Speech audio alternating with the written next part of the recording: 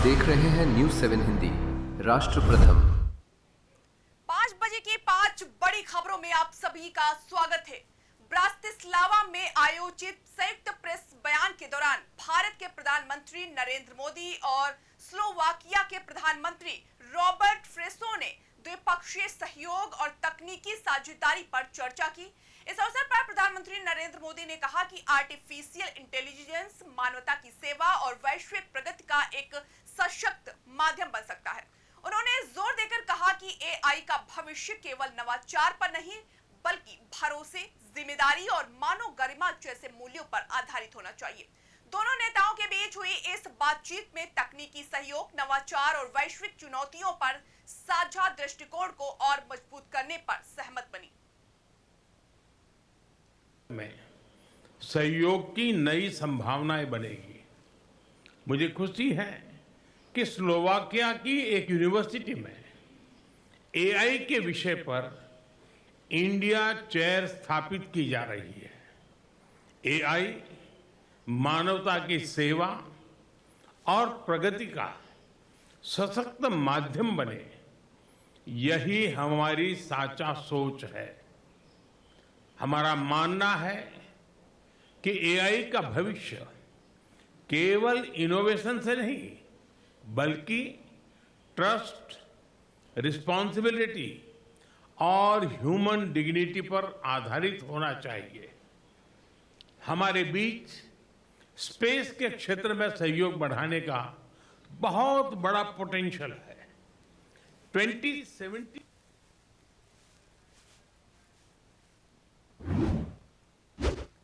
लखनऊ में उत्तर प्रदेश के मुख्यमंत्री योगी आदित्यनाथ ने कहा कि राज्य के विकास के इतिहास में आज का दिन अत्यंत महत्वपूर्ण है, जब जेवर स्थित अंतर्राष्ट्रीय हवाई अड्डे ने अपनी वाणिज्यिक उड़ानें शुरू की हैं। सीएम योगी ने इस उपलब्धि के पीछे प्रधानमंत्री नरेंद्र मोदी की प्रेरणा और दूरदर्शी नेतृत्व को प्रमुख आधार बताया। उन्होंने ये भी कहा कि इस परियोजनाओं में किसानों की भूमिका और सहयोग भी अत्यंत महत्वपूर्ण रहा।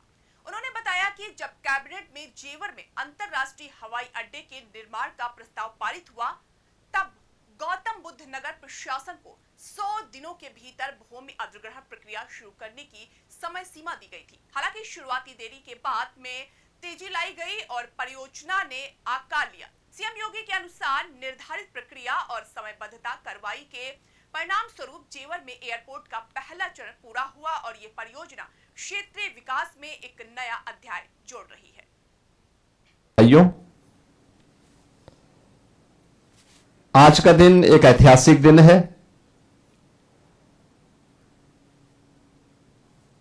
जेवर के लिए,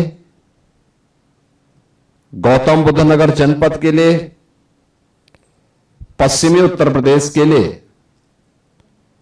और पूरे प्रदेश और देश के एविएशन सेक्टर के लिए।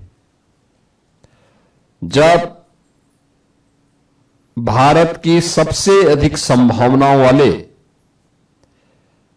एक इंटरनेशनल एयरपोर्ट ने अपनी कॉमर्शियल फ्लाइट प्रारंभ की है,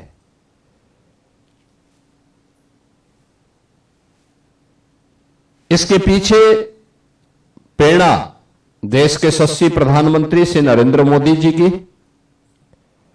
और इसमें योगदान आप सभी अन्नदाता किसानों का। मैं इसके लिए आप सभी को हृदय से धन्यवाद देता हूं और इस अवसर पर अभिनंदन भी करता हूं, खासतौर पर श्री धीरेन्द्र सिंह जी को, जिन्होंने इस कड़ी को जोड़ा।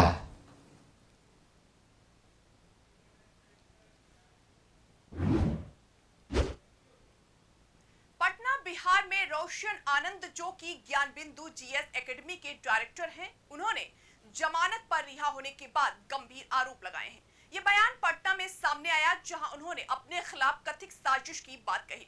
रोशन आनंद ने आरोप लगाया कि उनके भाई की हत्या फैसल खान और किसान कोल्ड स्टोरेज के मालिक आरएस प्रसाद द्वारा साजिश के तहत की गई। उन्होंने दावा किया कि जब वे जेल में थे तब उनके भाई की हत्या हुई, जबकि बाहर रहने के दौरान ऐसी कोई घटना नहीं हुई थी।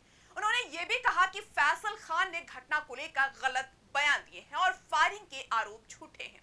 उनके मुताबिक मुताबिक सीसीटीवी फुटेज में फायरिंग करने वालों की पहचान दिखाई देती है, लेकिन इसके बावजूद संबंधित व्यक्ति को अब तक गिरफ्तार नहीं किया गया है।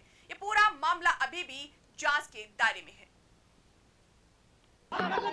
साजिश हुआ है, हमारे साथ साजिश हुआ है।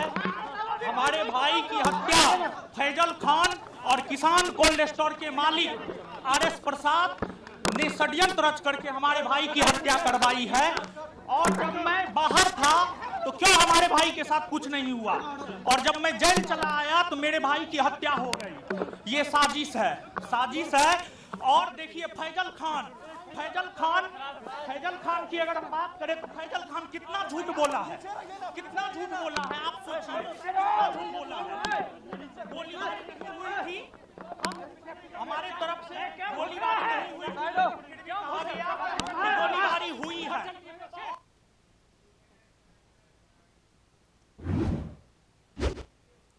लखनऊ में दिनेश शर्मा ने एक सार्वजनिक बयान में राजनीतिक और सामाजिक मुद्दों पर तीखी टिप्पणी की है। उन्होंने कहा कि अधर्म करने वाले लोग अमृत रूपी धर्म की वास्तविकता को नहीं समझ सकते। उन्होंने आगे आरोप लगाया कि कुछ लोग लंबे समय से जातीयता और सांप्रदायिकता फैलाने का कार्य कर रहे हैं। उनके मुताबिक यह धर्म में आधारित राजनीति नहीं होगी तो समाज में गलत प्रवृत्तियों और कुकर्मों को बढ़ावा मिल सकता है। ये बयान लखनऊ में सामने आया, जहां उन्होंने राजनीतिक विमर्श के मौजूदा स्वरूप पर सवाल उठाए। वहीं भारतीय जनता पार्टी की ओर से दिए गए इस बयान को लेकर राजनीतिक हलकों में चर्चा तेज हो गई है।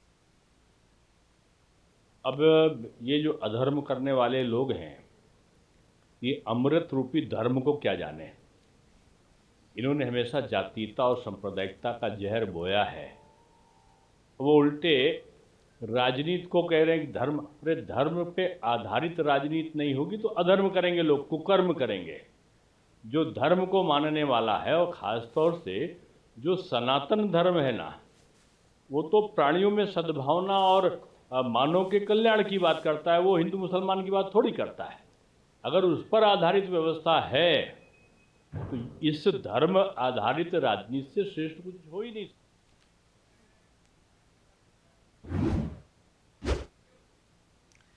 बिहार में तेजस्वी यादव ने ज्ञान बिंदु जीएस एकेडमी के डायरेक्टर रोशन आनंद के भाई की मौत के मामले पर प्रतिक्रिया दी है।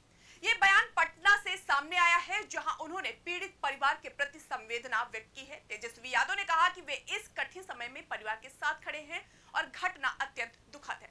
उन्होंने मामले के निष्पक्ष जांच की मांग करते हुए कहा कि शिक्षा के क्षेत्र से जुड़ी ऐसी घटनाएं गंभीर चिंता का विषय है। उन्होंने आगे कहा कि यदि इस तरह की कोई वारदात होती है तो उसकी पूरी पारदर्शिता के साथ जांच होनी चाहिए ताकि सच्चाई सामने आ सके। वहीं राष्ट्रीय जनता दल की ओर से भी इस मुद्दे को गंभीरता से देखने की बात कही गई है। देखिए, हम लोगों को ये खबर मिली है, बेहद ही इस बात का दुख है और हम लोगों की संवेदना जो है रोशन जी उनके पूरे परिजनों के साथ हम लोग इस दुख के घड़ी में खड़े हैं। हमारी पूरी संवेदना है। अब हत्या हुई है, कैसे मृत्यु हुई है, ये जांच का विषय है और ये अंतर्राष्ट्रीय इशू है। अभी तक शायद पोस्टमार्टम का जो है रिपोर्ट जो है अभी तक आया नहीं है, जहाँ तक हमारी जानकारी के अनुसार। लेकिन जिस प्रकार से अभी शिक्षा के क्षेत्र में इस तरह का काम हो रहा है, ये बेहद ही दुख की बात है। कहीं ना कहीं से जो भी लोग हैं कोचिंग संस्था में अगर इस तरह की वारदातें होती हैं, गोलियां चलती हैं, हत्या होती है, तो ये बहुत ही दुख का विषय है। और इस विषय पे तो जो राज्य सरकार जो है, चुने हुए इंग्रेडिएंट्स और फाइनेस्ट ग्रेडिंग से बनते हैं लाजवाब टेस्टी मसाले, राजेश मसाले। क्या चटपटा है राजेश मसाला, ट्राई करिए। अच्छा, राजेश मसाले।